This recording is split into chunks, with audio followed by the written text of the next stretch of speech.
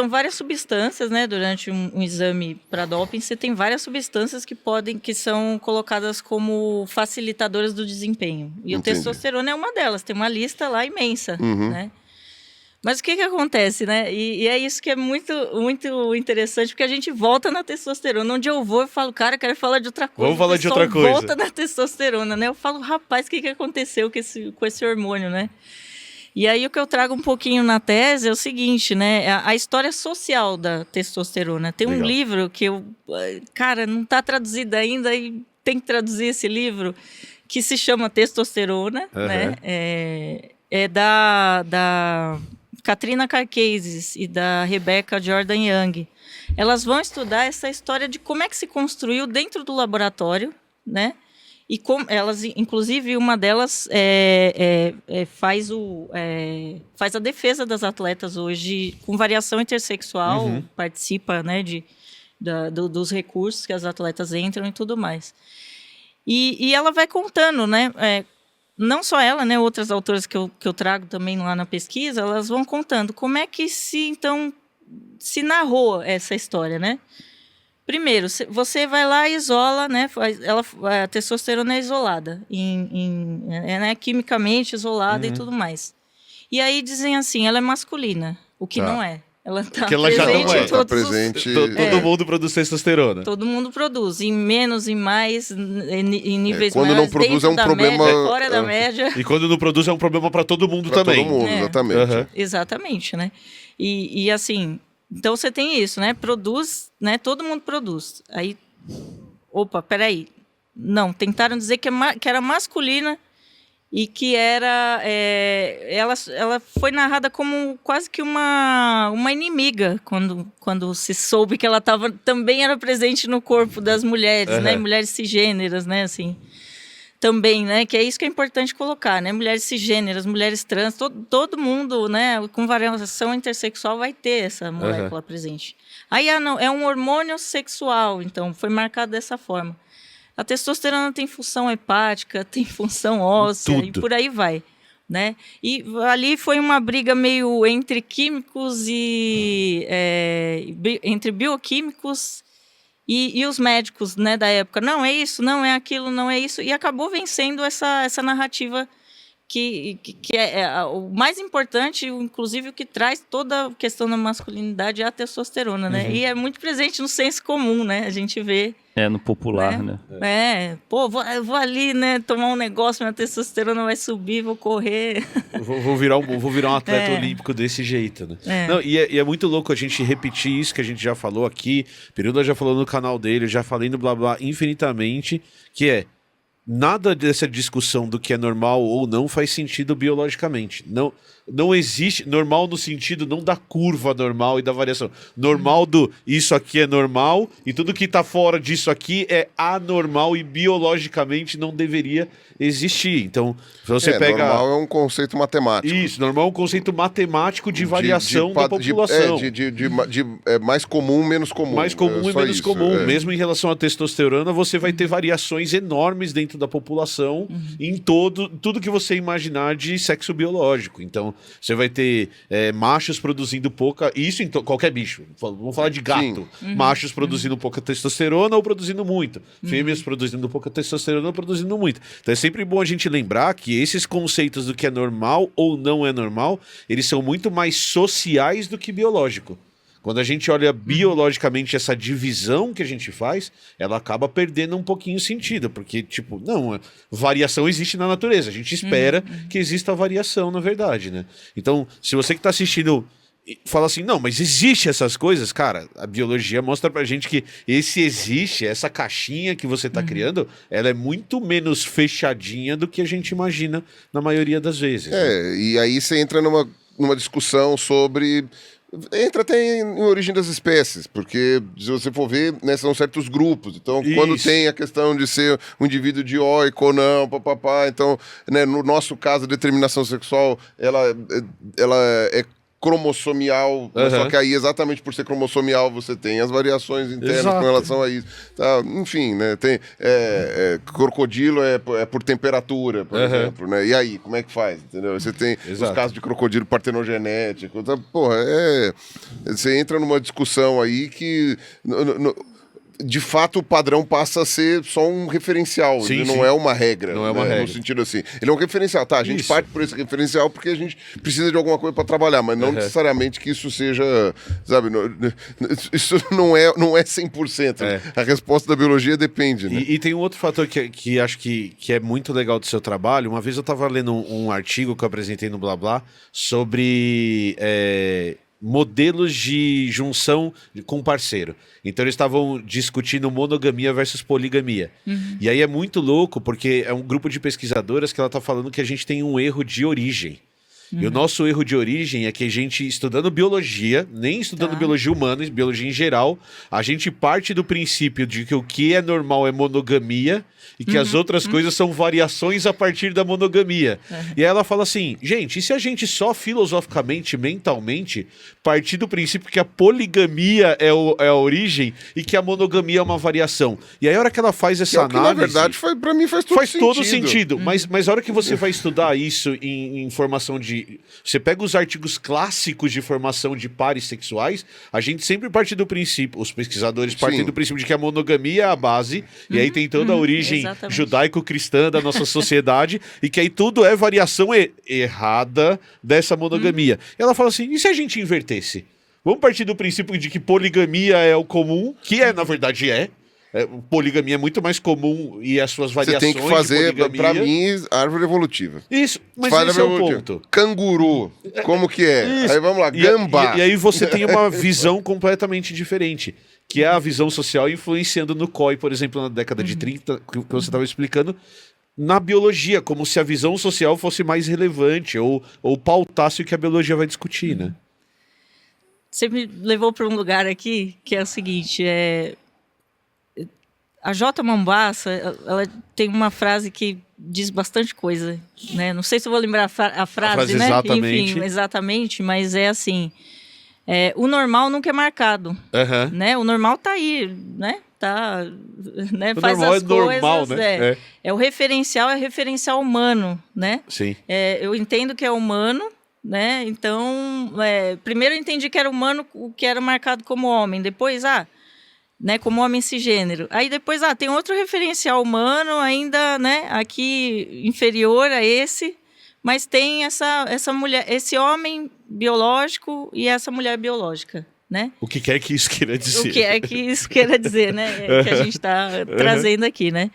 Mas, então, tem esse que e isso é muito complexo, né? E muito complicado, e é isso que, inclusive, traz as discriminações que a gente tem, porque essas pessoas ficam num limbo onde elas não são nem reconhecidas como humanas, né?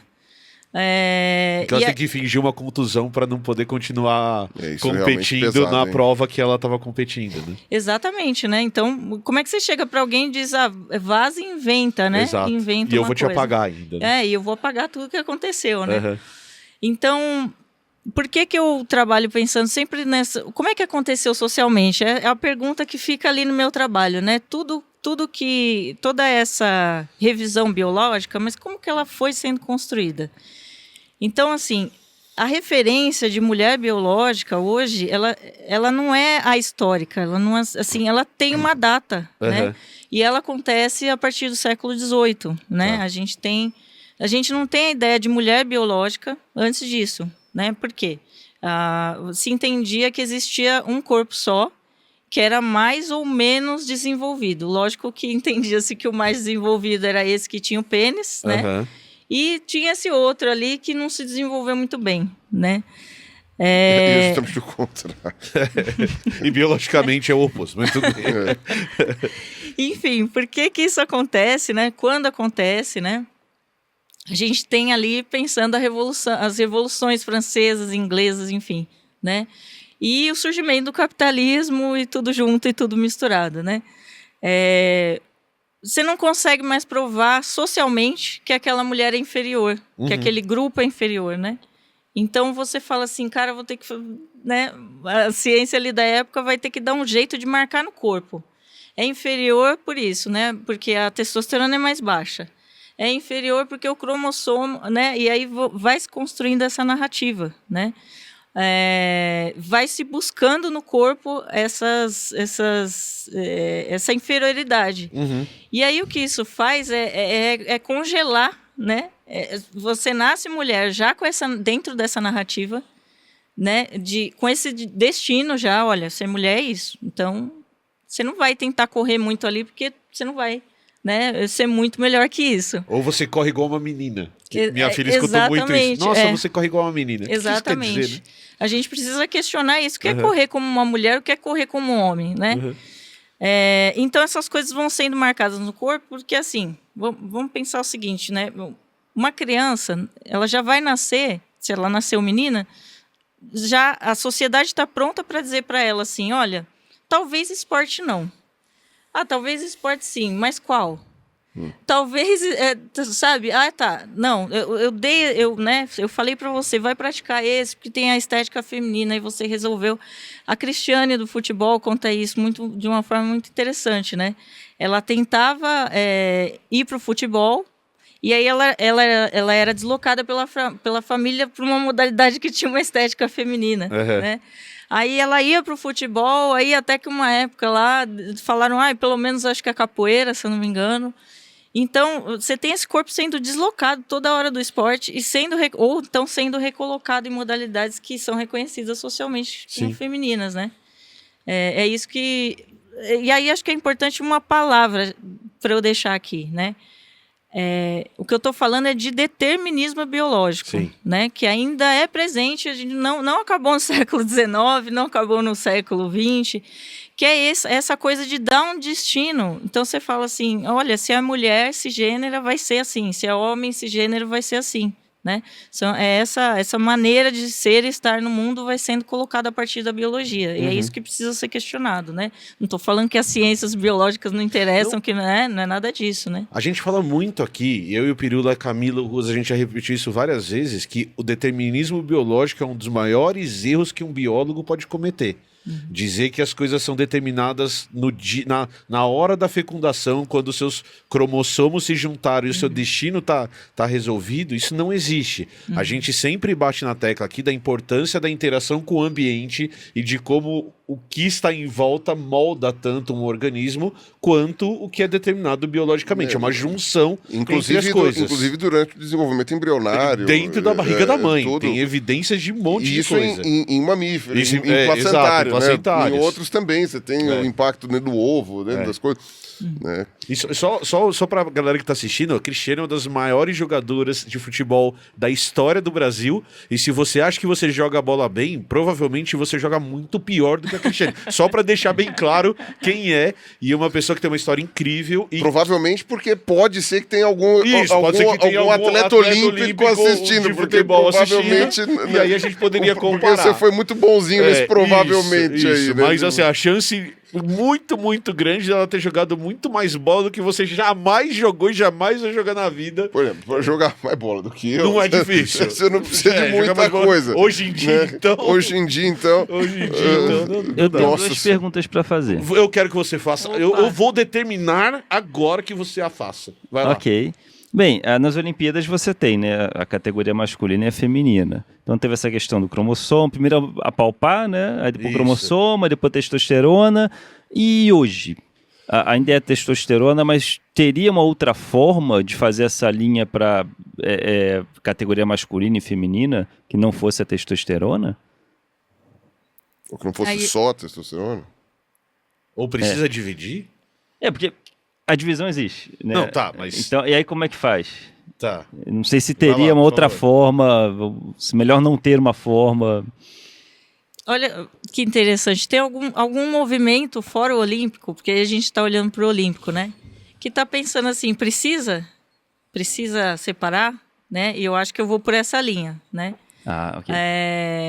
Que acontece, por exemplo, em competições de CrossFit hoje. Elas abriram e disseram, olha, entra aqui, quem quiser, né? Os exercícios são esses e é isso. Exatamente. Aí, dentro do esporte olímpico, você vai ter desde Tóquio 2020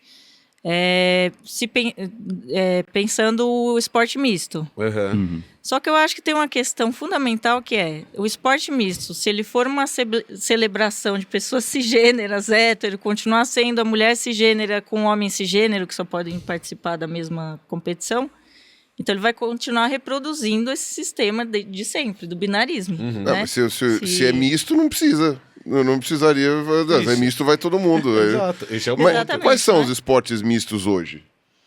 A nas gente Olimpíadas? tem no atletismo, a gente no judô, mas aí não é que o homem luta com a mulher, você tem as mulheres juntando e tem uma pontuação final, né? Uhum.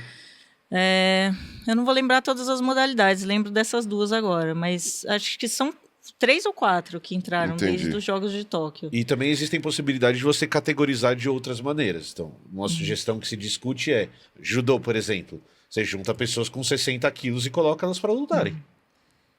É uma das ideias que você poderia ter se você quiser criar categorias. Você tem 60 quilos, você vai estar nessa categoria e pronto. É uma possibilidade que se discute, por exemplo. Entendi. O que acontece no esporte misto é que as pessoas trans e as com variação Isso. intersexual ficam no limbo de novo, porque qual é a linha de raciocínio, né? Tô falando da gestão olímpica, né? Se você tem um homem cisgênero e você colocar uma mulher trans, a leitura que a gestão olímpica faz a mulher trans tem vantagem. Então, um homem cisgênero, que já é esse aqui, né, que tem o melhor tempo de todos os tempos, com uma mulher trans, que para eles, né, tem vantagem, você já cria um desequilíbrio. Então, essas pessoas ficam sempre no limbo, não tem um espaço para elas se a gente continuar pensando a partir do binarismo, né? Então, o que o binarismo faz, né? É colocar em caixinhas e socialmente a gente vai entendendo a partir dessas caixinhas e no esporte isso, porque a biologia amarrou nesse lugar, o determinismo biológico, né? Amarrou nesse lugar. E o que eu vejo é que a categoria feminina ela não consegue avançar, porque você olha para ela como uma subclasse. Todo o tempo, né? Pelo menos a gestão olímpica olha, é uma subclasse, então menos apoio financeiro, menos tudo, né? Ali, e ela vai se... Por exemplo, a Cristiane, que a gente estava falando do futebol feminino, né? Se a gente pensar, a Cristiane é ali uma das gerações quase depois de quando acaba a lei no Brasil, que pode jogar. É verdade. Então, assim, a Cristiane tivesse nascido uma geração antes, não jogaria. Ela não jogaria futebol. Estaria jogando, mas não teria, né, a possibilidade de jogar como profissional, né? Enfim, muita coisa podia acontecer. Então, eu vejo que a categoria feminina ela não consegue avançar, ela fica sempre ali com um determinismo biológico segurando. E mesmo em esportes super ricos como o tênis, né? Que você vai ver premiação, por exemplo, a premiação das mulheres sempre começou a mudar agora, porque alguns tenistas, homens, cis, resolveram falar, não é justo ganhar menos, e aí você começa uma disputa por premiação, porque era tipo 20% do valor que era pago para homens. Então, outro rolê, né? Assim, como falei, não é um assunto na qual eu tenha muito conhecimento e nem tenha ido muito atrás, mas ouvindo vocês falarem, fica parecendo que estão fazendo um favor deixando as mulheres competir. Mas tem esse aspecto mesmo, cara. De verdade, você tá certo. Estão fazendo um favor. A gente tá deixando vocês competirem. A gente monta o nosso evento aqui, a gente até deixa que você compita. E a não ser que seja no esporte que é feito pra você.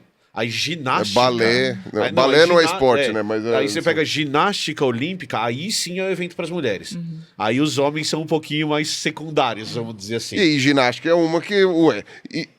E se um homem como é que fala? Se uma mulher quiser entrar escondida na ginástica masculina dependendo da prova tá que vendo? você tiver, você coloca a Simone Biles lá, ela vai acabar com qualquer um dos caras que forem competir. Não, então, mas é por isso. Mas então, eu tô falando que aí nesse caso, por que não tem a palpação lá pra saber se não tem mulher escondida no lugar de homem lá?